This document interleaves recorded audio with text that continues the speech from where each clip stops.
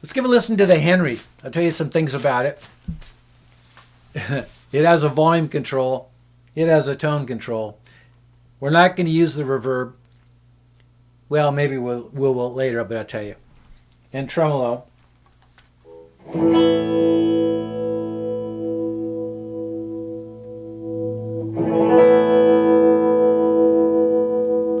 Pretty cool.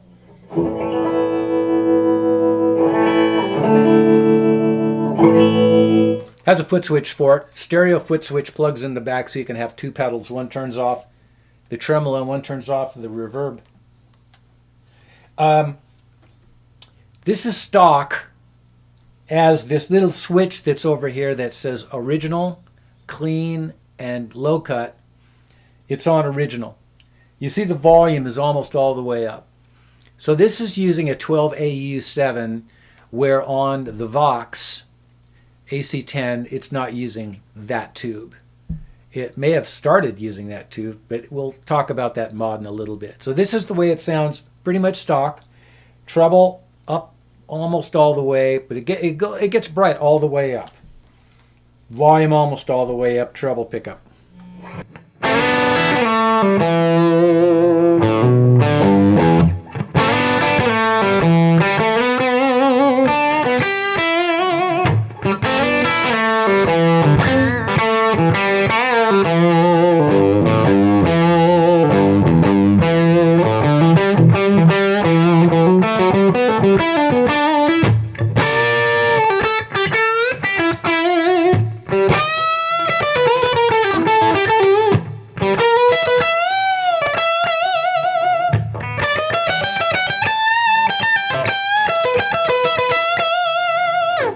So you saw me reach down and did the volume control. It's on 10. I just wanted to make sure it was on 10. Tone is on 10.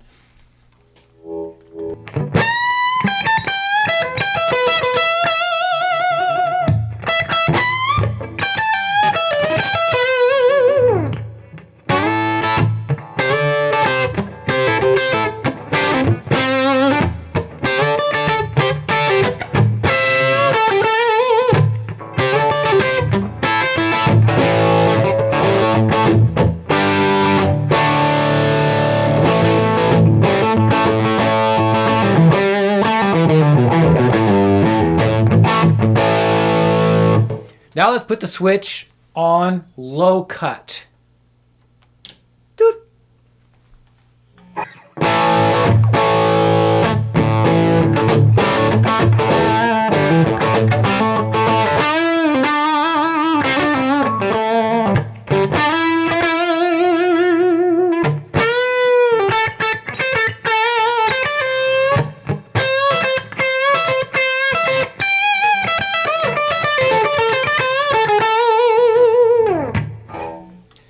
It loses a little bit of gain that way, just a shade, because it's losing some frequencies, but it's not changing the tone. So that's kind of an important thing, I think, is that if you're going to put a mod on the amplifier and you're going after an SRT, and you put a mod on it that changes the sound and it doesn't sound like that anymore, that's not a good mod. I'm not hearing it really change the sound of it. Changes the gain stage just a little bit. I'm going to turn the volume up all the way.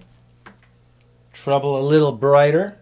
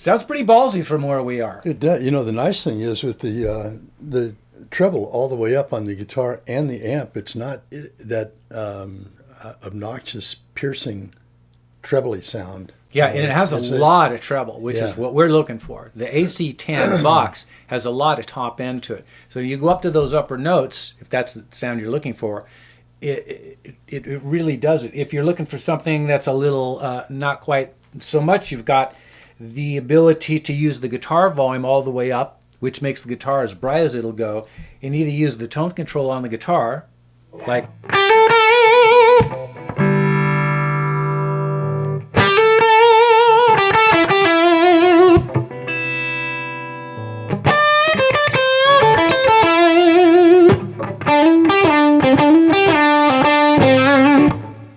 or use the tone control on the amplifier.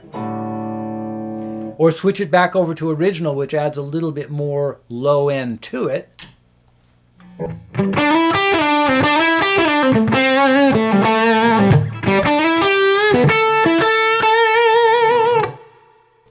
Back to low cut. Guitar all the way up.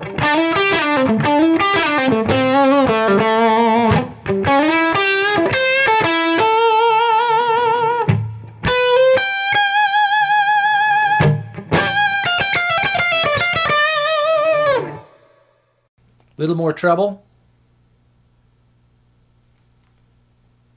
About on 8 or 9.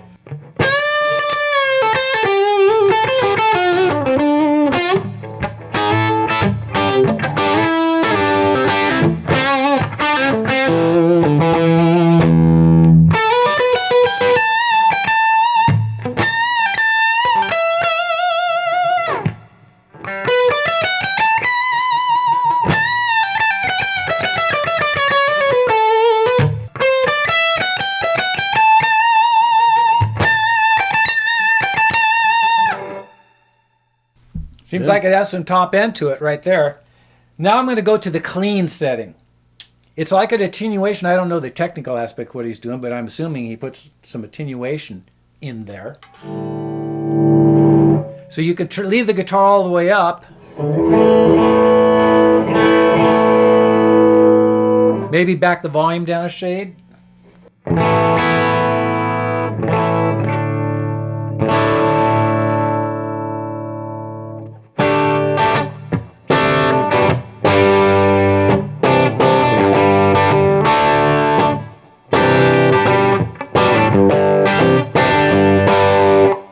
Does it change the tone drastically when you do that? That's the main thing. I'm not really hearing it. It's changing the tone.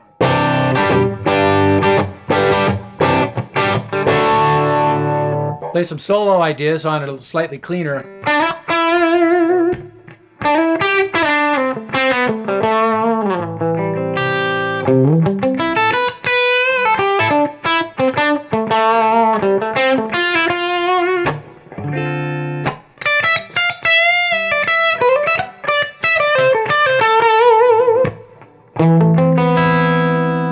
Maybe even the neck pickup, who knows? All the way up.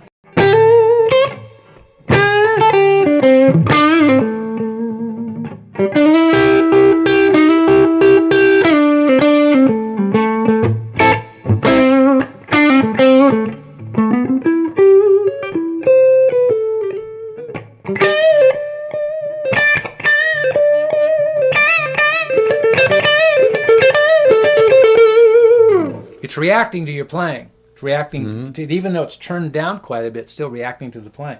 In other words, we're liking it so far. We like what it's doing. Let's hear it through a Weber 12. The reason we want to do that is because that the silver alnicos that we're using are kind of rare. I mean, you can find them around, but let's go to a speaker that's actually being manufactured now. This is a ceramic magnet speaker, and let's see if we still can retain the tone or if we lose the tone. Okay. What cabinet? Single 12 cabinet. Okay. Now we're plugged into the Weber 12 with a ceramic speaker. We're going to put the amplifier back on original, put the volume back up to where we had it through the Celestians, which is about horizontal, right yonder. Treble pickup on the Heritage.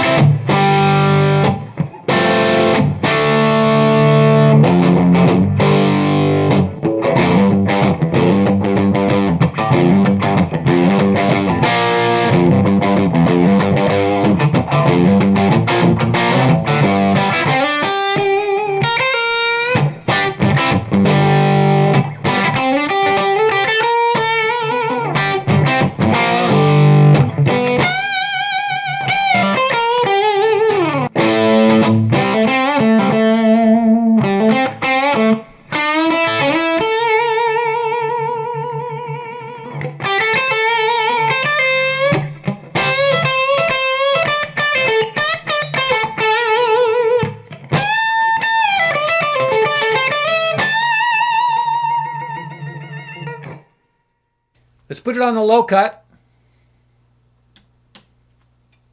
Like that.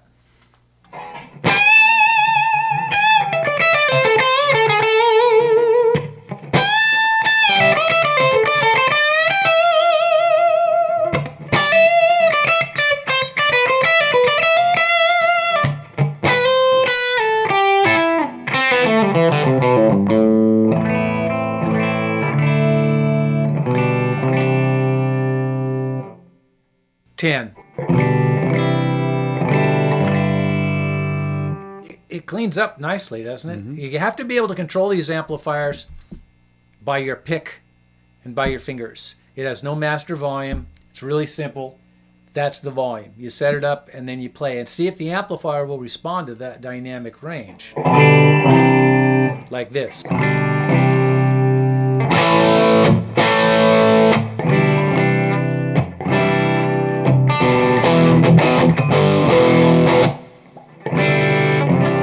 Almost no volume change.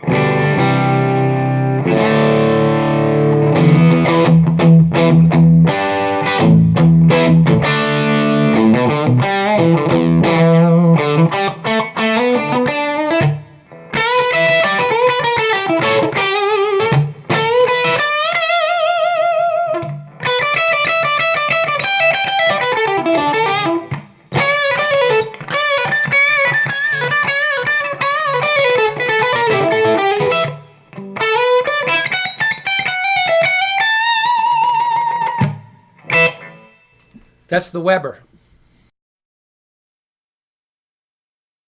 Okay, you might remember earlier we were talking about the tube configuration in the SRT compared to the AC10. God, did I really say that? I don't know. I wasn't listening. I might have to run it underneath so I can read it. The AC10 has three 12AU tubes and one 12AX7. This amplifier has a 12AX7 and a 12AU because it has a ECC 832 that runs its reverb. So it has three pre-tubes instead of four because it only needed that. So I asked JP, I said, so we've got this AC10 and one of those 12AUs is changed out. In other words, it was modded. Right. Can we do that with this amp? He goes, sure. Swap out that 12AU with the 12AX7. Here's what happens. It got really loud, and it got just everything that it was doing before, it did it even more than that. The noise floor came up a little bit. It was a little noisier, but not that much. Not that much. And so this is really kind of a cool thing to us, and so we're going to call it the Doug and Pat mod. Is it a mod or a rocker? It's a Malka. It's a Malka. So if you go to JP's website, Henry Amps, and you see that amplifier in there, you can see that it might have the Doug and Pat mod available. The mod is changing out the 12AU with the 12AX7, which for us is about as technical as we want to get. The good thing for us is that we remembered to turn the amp off before we did it so that we weren't grabbing this thing and putting our tongue on it and, stuff like that, which can happen around here. You usually wait till those cool off before you take them off. I learned that the hard way. So, we're back to this, and it is, I'm going to turn the volume on halfway now.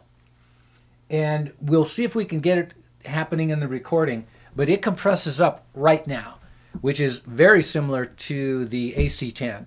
That is, that amplifier, if you can see over here, it's not even on 9 o'clock, and it compresses right up. With a tube swapped out, the 12AU, it'll sound much more like Dale's amp in the AC-10 show that we did a bit back. Pat's amp, my amp, Dale's amp. Treble pickup, 12X7, Doug and Pat mod.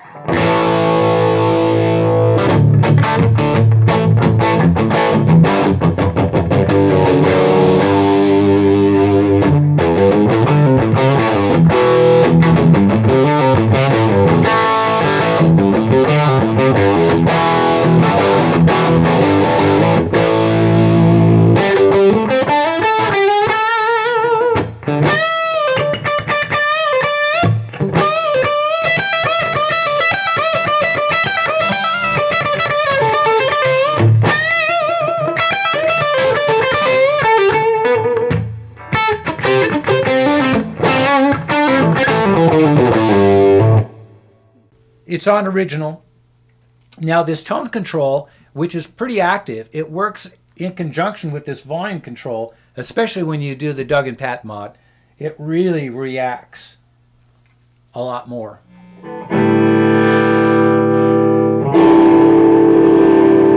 It really actually even brings the gain up a little bit, which it would. I mean, it's bringing up something.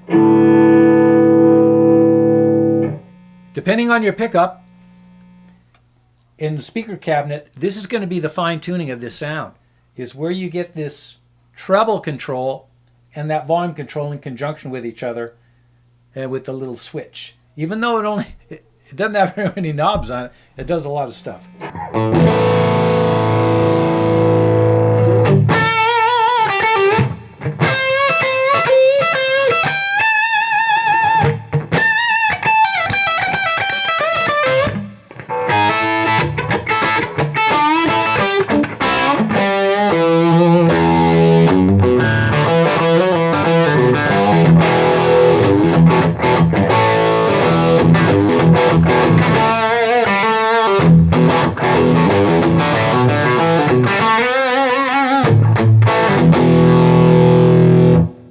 Tons of compression, just tons. Now I'm going to flip it over to the low cut, which will get rid of some of that low end. Let's see what it does.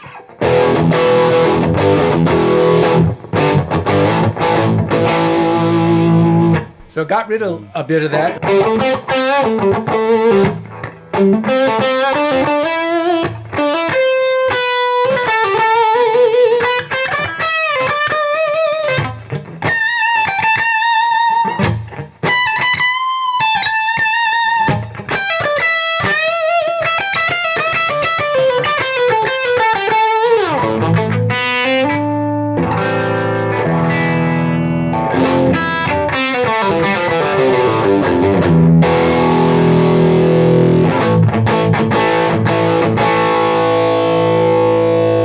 You can see there's a huge gain difference right there between just having the amplifier basically at about halfway up, where we had the other one all the way up. So it gives you an extra bit of grind in there, but if you drop it back,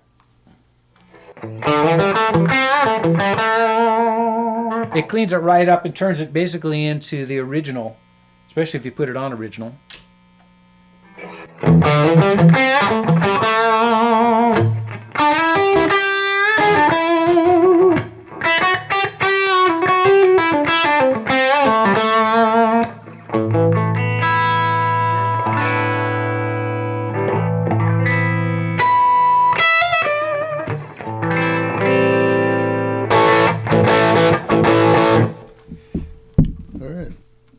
So it does what we're looking for a AC-10 to do, which is really simple. Giz has more flexibility. He put a standby switch on it. That's a pretty cool idea. The mix and the dwell is on it. Selectable impedance. The original AC-10 has a tap for 8 ohms and a tap for 16 ohms, which is great. This one also has a tap for 4 ohms.